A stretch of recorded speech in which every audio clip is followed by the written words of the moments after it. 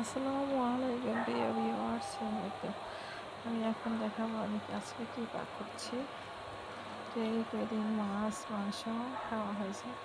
পরে ছেলেকে বলি যে আজকে ডিম ভোনা করবো। তো 5টা ডিম সিদ্ধ করেছিলাম ইফতারের সময়। ইফতারে 2টা খেয়েছি, মাছ ছিল সিদ্ধ ইফতারের সাথে।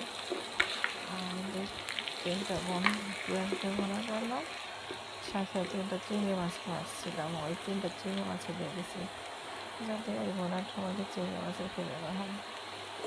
তো আর এই যে করলাটা হচ্ছে আমি ফ্রিজে অনেকদিন আগে ভাজে বেশি হয়েছিল রেখে দিয়েছিলাম।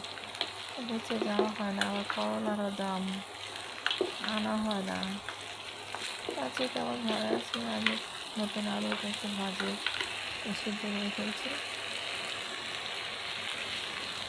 মাঝামাঝি টাইমে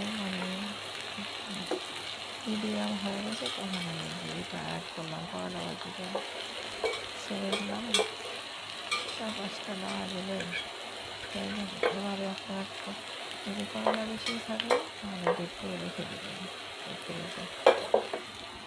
তো প্রিয় ভাই বোনেরা, আমার ইউটিউব চ্যানেলকে নতুন লাইক দিয়ে সাবস্ক্রাইব করে পাশে থেকে আমাকে সাপোর্ট করবেন। আর ছোট্ট চ্যানেলটি নতুন, আমাদের সাপোর্ট ভাই আমিও অনুপ্রেরণা পাবো। আমি একা থাকি তো, ছেলে দেশে চলে যাই, তো এই জন্য একটু সময় কাটাই। আপনাদের সাপোর্ট আমাকে সময় কাটানোর একটা অনুপ্রেরণা জানাবে। ঠিক আছে, ওকে, আল্লাহ হাফেজ সবাইকে। আমি চিংড়ি সময় পাক করছি। সঞ্চয় মাছকে সাজাচ্ছিলাম, তাই করছি।